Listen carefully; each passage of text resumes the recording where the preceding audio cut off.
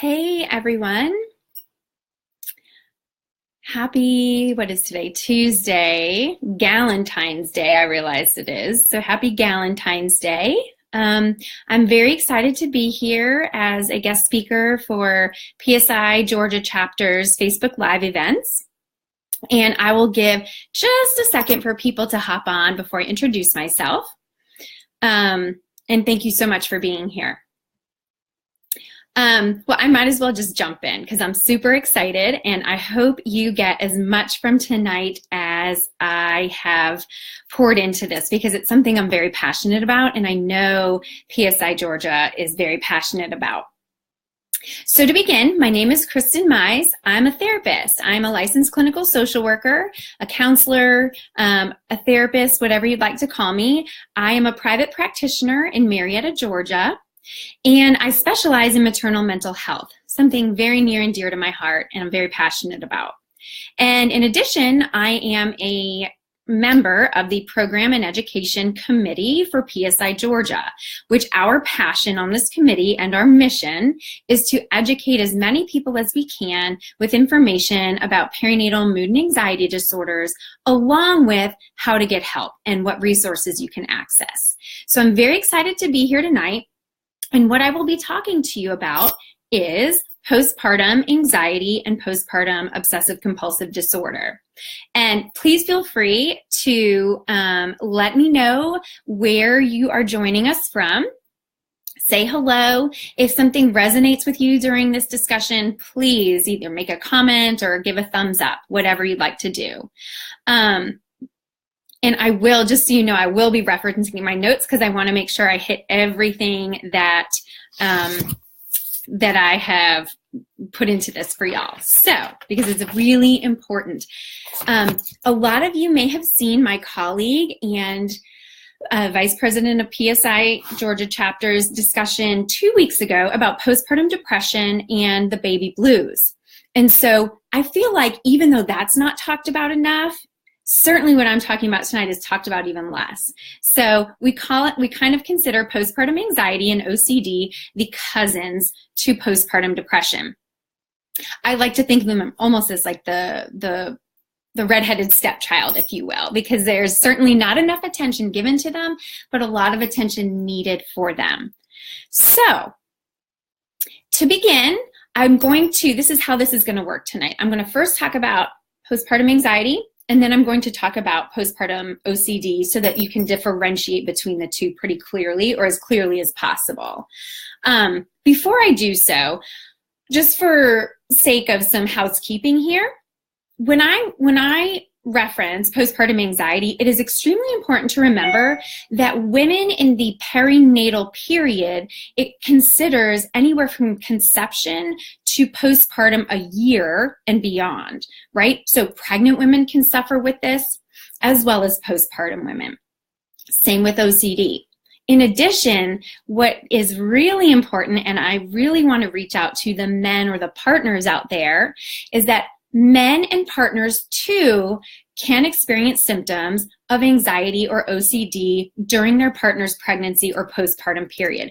It's a real thing. You're not making it up. You're not over-exaggerating. So that's just sort of a blanket statement before I begin talking about anxiety. So let's jump in. When we talk about postpartum anxiety or anxiety in the perinatal period, here's some staggering numbers. Up to 6% of pregnant women and 10%, maybe more, of postpartum women will go on to experience anxiety. It's often misdiagnosed, misunderstood, because it can look different in a lot of people. You can have anxiety by itself, or unfortunately, sometimes it often goes hand in hand with perinatal or postpartum depression. So important to recognize. It can stand alone or be comorbid, like we say, with another illness. So who is at risk? I think that's, we should really talk about that first. And excuse me. Who's at risk? There's a lot of people at risk, y'all, for postpartum anxiety or perinatal anxiety. And it's considering it's such a large group, I bet there's more people that struggle than actually come out and seek help. First and foremost, if you personally have a personal history of anxiety, oftentimes women who have a history of anxiety before, and are on medication perhaps before pregnancy will sometimes go off of medication during their pregnancy, okay? Common, very common. But it's important to recognize you are in a very higher risk category for developing perinatal anxiety. Furthermore, even if you don't have a personal history, but if there's a family history of this going on, right? You're in a higher risk category. Other people who are at risk, people with thyroid imbalances, which can often happen, all the hormonal changes that go on with our bodies during pregnancy and postpartum, that can kind of thrust into the picture a thyroid imbalance. So putting you at greater risk. Here's a big one. If you have had a previous pregnancy or infancy loss, right? And I'm talking miscarriages, stillbirths.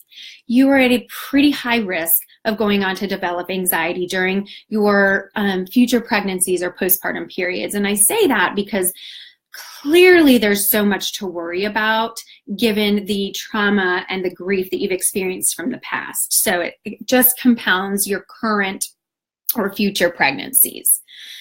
And finally, this is a group that is probably very underserved, but when we talk about young or teen pregnancies, when we talk about lower socioeconomic status where there's very little financial resources or support, and when we talk about people who have little to no social support, again, you're put into this category, if you will, of higher risk. So it's important to recognize that if this is you or someone it doesn't mean you're necessarily going to go on to develop anxiety, but it does place you at a higher risk.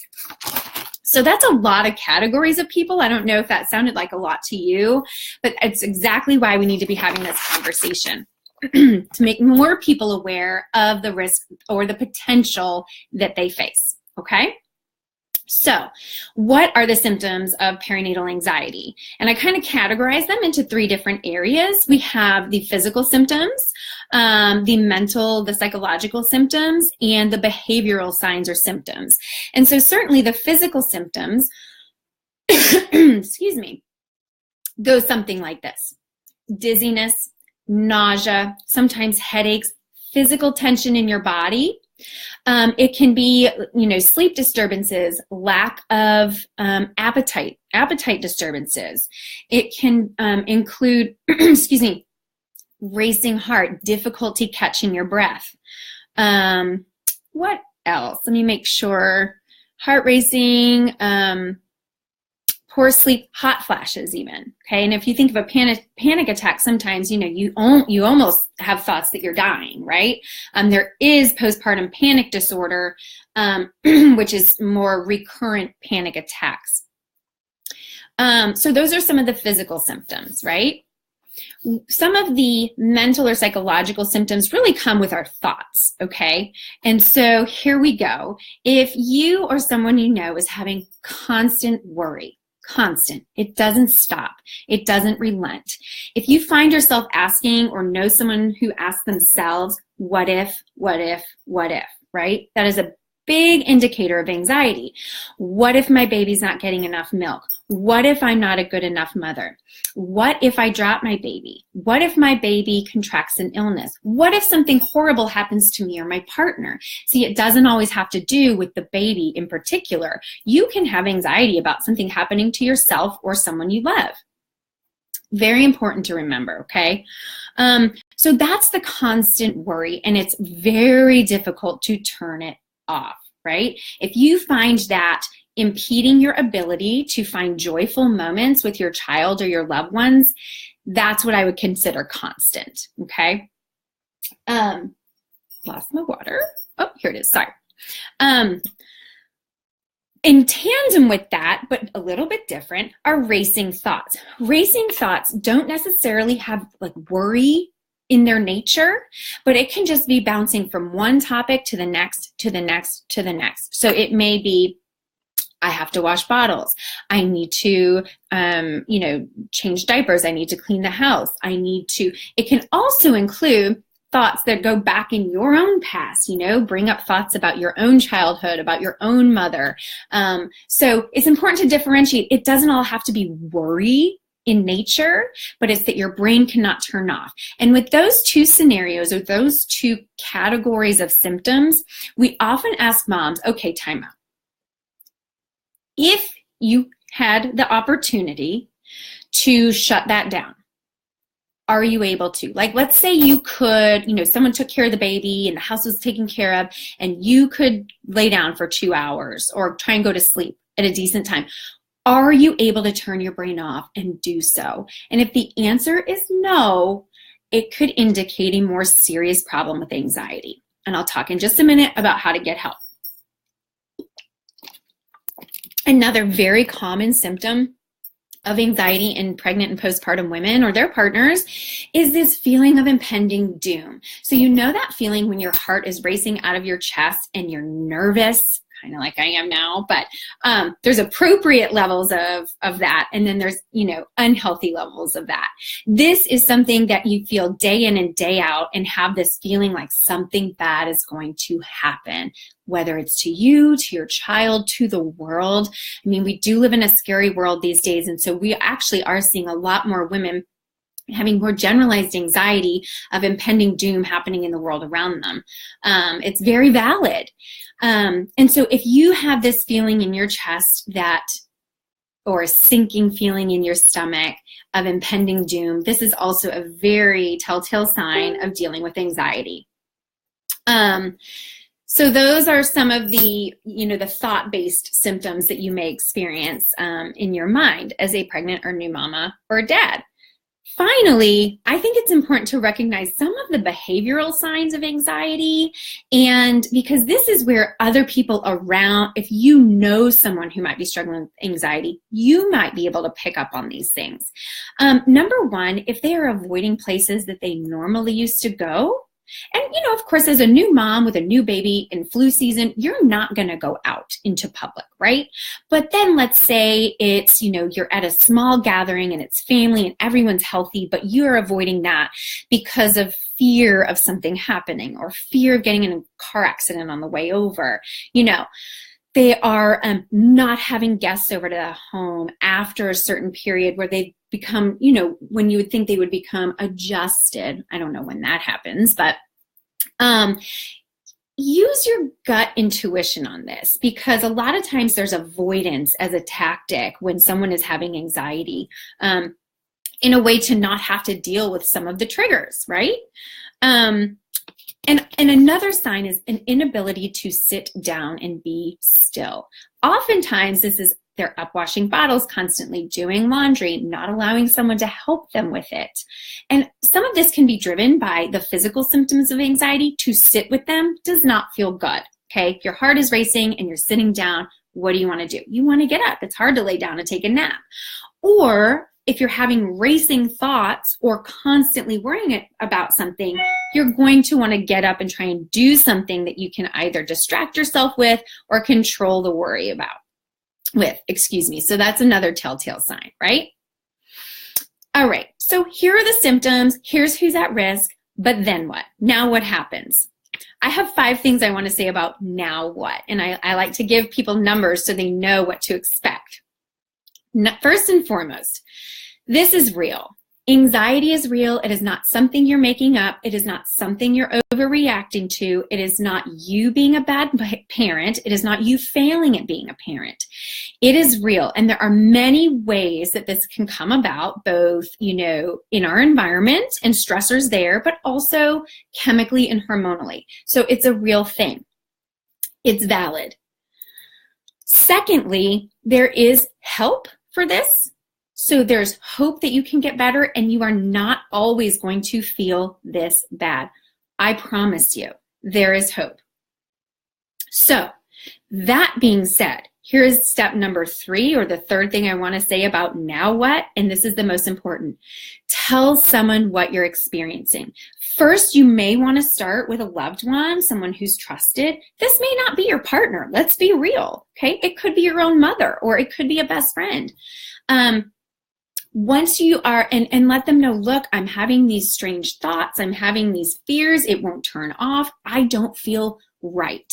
Something feels off. Share someone with that, okay? Share that with someone, excuse me. It is not crazy, and it is certainly not grounds to take your child away. I promise you that. So don't be afraid to share with someone. And fourth, I would love for you to reach out to a professional. And if you can't do it, then maybe have your trusted friend or partner do so for you on your behalf. Reach out to a professional. I often tell my clients or people that I know to start with their OB or their pediatrician. They have been dealing with them the most recently. And have hopefully a very good rapport with them at this point. The trick is, though, after 6 weeks postpartum, you're discharged from your OB's care and you're just sort of put into general GYN care, right? Guys and girls, this can go on, this can develop well past your 6-week checkup, all right? And so your OB may totally miss it. You want to still be able to go back and talk to them if you feel comfortable in doing so. And if you don't, finally, I would like to talk to you about some resources that are available that we will definitely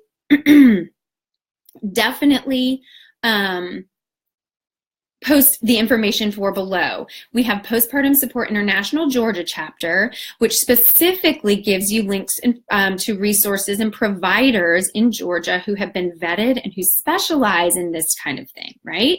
So that you're not going to someone who tells you, oh no, this isn't postpartum, your child is 3 months, because that has happened and it's not right.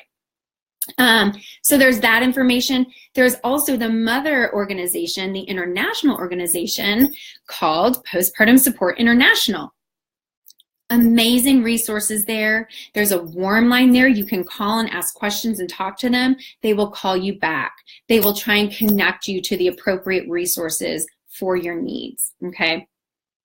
And then obviously as another resource, there's therapy and medication. You do not need both all the time. Certainly the combination of the two can be most effective in some cases, right? So there are options for you. And I see I have a question about what if you have fertility issues, are you at risk? Absolutely.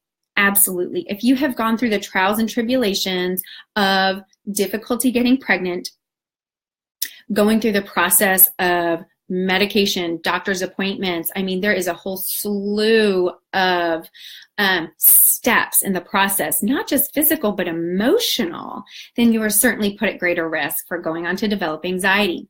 And also, perinatal or postpartum OCD. So I want to transition into postpartum OCD, but remember when I say that, it can happen during pregnancy. And I think what's most important for me to get across to you here is that this is a very misunderstood diagnosis and it just generally misdiagnosed of all of the perinatal disorders. So it doesn't happen as often. It only happens between 3 to 5% of new mothers, and fathers can actually go on to develop this as well, but 3 to 5%. So we're talking lower numbers, but this is one of the more severe perinatal disorders. So it's characterized by obsessions and compulsions. I'll talk a little bit about that in a moment, but repetitive, bizarre, or fearful, frightening in nature thoughts that are relentless. This can also be images, right? And they can come out of the blue. That is important to remember. You could be walking down the street and have this image of, for instance, your baby falling over a balcony, or you throwing your baby over a balcony, which is even more frightening, right? And you're driving your car. So they can be intrusive, come out of the blue.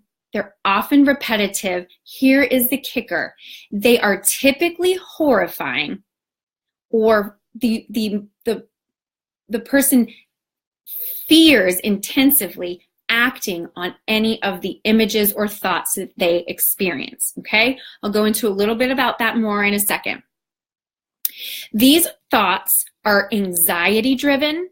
They are not delusions. So sometimes I actually had someone say, well, isn't that psychotic? Like they envisioned themselves throwing their baby over a balcony? No, that is not psychosis. I will touch briefly on that. Women or men, anybody with anxiety is actually at a very low risk of acting on the thoughts or images that they see. In fact, they will do anything in their power to avoid acting on these things. And that's where compulsions come in, right?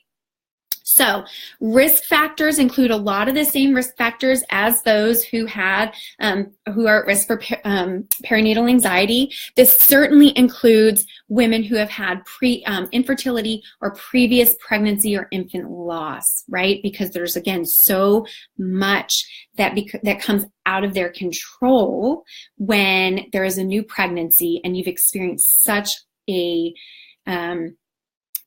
sad, horrific tragedy in a previous pregnancy, okay? Obviously, a family history of OCD or a personal history of OCD prior to pregnancy will certainly put you at risk. And I'd like to point out that a lot of people are coming off of medication to get pregnant. Certainly talk to your medical provider, your MD.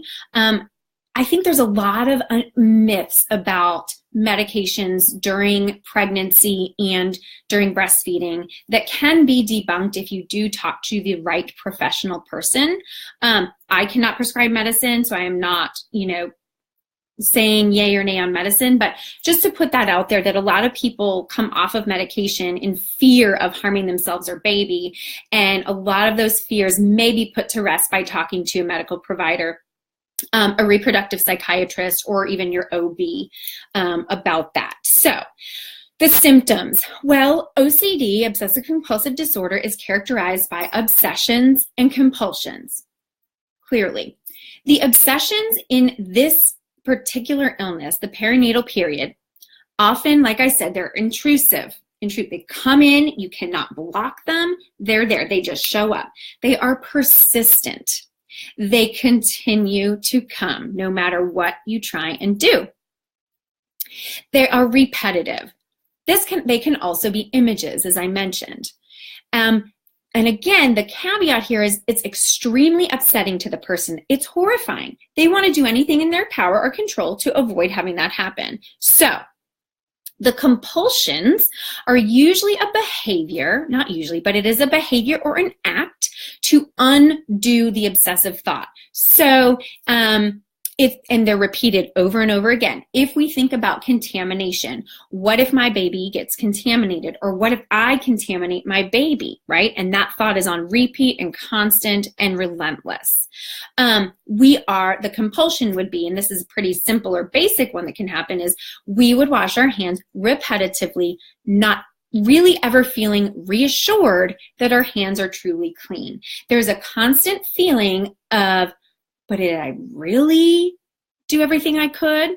Okay, so reassurance. The person with OCD is constantly seeking reassurance that what they're doing, the compulsion, is undoing the intrusive thought, all right? So examples of this could be, and this is real, right? These have been founded in research and in interviews, etc.